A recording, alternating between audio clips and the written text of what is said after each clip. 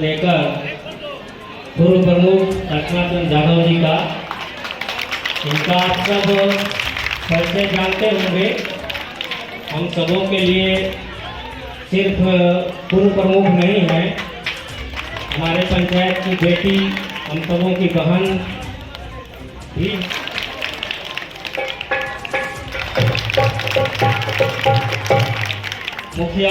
पूर्व मुखिया प्रतिनिधि संतोष, तालियों को स्वागत करें।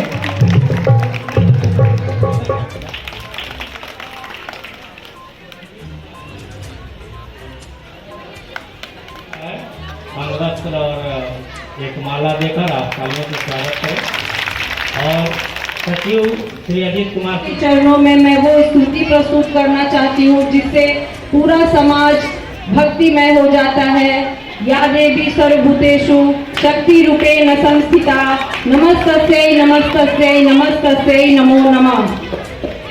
आपको पता है, आप पूरी तरह से परिचित है कि मैं इसी पंचायत की बेटी रही हूँ और इस मंच पर जितने भी गण्यमान्य व्यक्ति आए उन्होंने एक बात कहा, इससे मुझे इतना तो पता चला कि सीरीज में भी नैतिक पतन हुआ है। इसलिए मैं आप लोग की धर्म के राह पर लाना चाहूंगी। मैं थोड़ा सा आपको एग्जाम्पल, क्योंकि हम लोग हिंदू धर्म से आते हैं और हिंदू धर्म में हर समय बताया जाता है कि बुराई कितनी भी ताकतवर क्यों न हो जाए, अच्छाई पर उसकी जीत नहीं हो सकती। उसका वर्तमान एग्जाम्पल आज हम लोग दुर्गा महाअष्टमी कर रहे हैं। आप देखें, महिषासुर, हमारे पूर्व मुखिया जी ने कहा कि महिषासुर एक राजा था, लेकिन कितना गलत था कि माँ दुर्गा को अवतार लेकर उसका नाश करना पड़ा। उसी तरह से हमारे धर्म में हमारे लिए दो भगवान इस धरती पर आए और उन्होंने समाज को समझाया, अगर हम दो पहलू को लेकर चलते हैं तो एक तरफ राम है तो एक तरफ कृष्ण। आप सभी जानते हैं कि कृष्ण ने धर्म को राजनीति से जोड़ दिया था और उन्होंने गीता में कहा था, यदा यदा ही धर्मस्य ग्लानिर्भवति भारत अभ्युत्थानम् अधर्मस्य तदात्मानं सृजाम्यहम्। इसलिए मैं सीरीज पंचायत की जनता से कहना चाहूंगी, सीरीज के लोगों से कहना चाहूंगी कि धर्म की राह पर चलना बहुत कठिन है, लेकिन आप सभी जानते हैं कि हम एक छोटा सा उदाहरण आपको देना चाहेंगे कि जब आपका परिवार घर से बाहर जाता है तो घर का प्रत्येक व्यक्ति कहता है कि तुम घर से बाहर जा रहे हो, तुम्हारी यात्रा शुभ हो। आप सभी जानते हैं कि एक ही विधि के विधान से इस धरती पे सभी लोग आते हैं और एक ही विधि के विधान से इस धरती से चले जाते हैं। जब हम भगवान के घर से आते हैं तो भगवान भी हमें यही बात कहकर भेजते हैं कि ये मृत्यु लोक है, तुम्हारी यात्रा शुभ हो। अब हमें चुनना है कि हमारा कर्म कैसा हो। आप सभी, अभी बाबूराम जी ने कहा कि राम के चरित्र का उन्होंने वर्णन किया। आप सभी जानते हैं राम को आज भगवान पुरुषोत्तम राम कहा गया। राम मंदिर का निर्माण भी इतना जोश खरोश से हो रहा है। अगर राम के जीवन का 3 चरित्र हम सिर्फ आप लोग के सामने रखना चाहेंगे। आप सभी जानते हैं कि जब राम की राज तिलक की तैयारी हो रही थी तो उनके उस समय पूरा अयोध्या नगरी झूम रहा था कि अब हमारा अयोध्या का राजा श्री राम होंगे।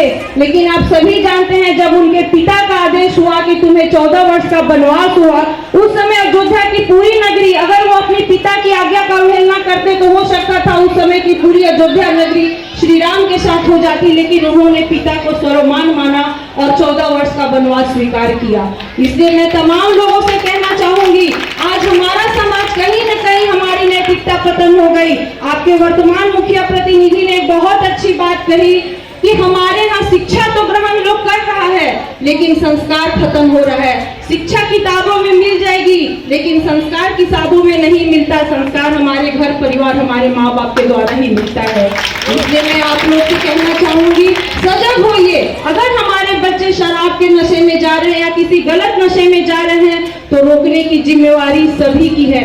आप सभी जानते हैं कि अगर पेड़ कट गया तो पृथ्वी की नाश हो गई, अगर संस्कार का नाश हो गया तो मनुष्य जाति की ही नाश हो जाएगी। इसलिए मैं आप लोग से कहना चाहूंगी, एक और उदाहरण राम का आप लोग को देना चाहूंगी कि आप सभी जानते हैं कि जब रावण जंगल में थे तब सीता जी का हरण हुआ था और सीता जी का जब हरण हुआ था तो उस समय रावण त्रिलोक का राजा हुआ करता था। उन्हें शिव का आशीर्वाद प्राप्त था, विष्णु का आशीर्वाद प्राप्त था। हम लोग किताबों के माध्यम से पढ़े हैं कि उनके महल में उनका झाड़ू माता लक्ष्मी लगाया करती थी।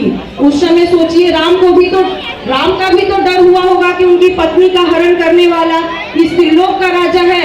आखिर राम के पास ऐसी क्या ताकत थी कि वो त्रिलोक के राजा होने के बावजूद भी, महापंडित होने के बावजूद भी रावण से टकरा गए? उनके अंदर एक आत्मबल था। आज हमारे समाज में अगर हम लोग देखते हैं तो हर लोग एक दूसरे को देख के सोचते हैं कि वो बहुत ये कर गया, वो कर गया। नहीं, अगर हमारा आत्मबल जागृत हो गया तो कोई भी व्यक्ति महान नहीं हो सकता। अगर आपका आत्मबल जागृत है तो आप खुद महान हो जाइएगा।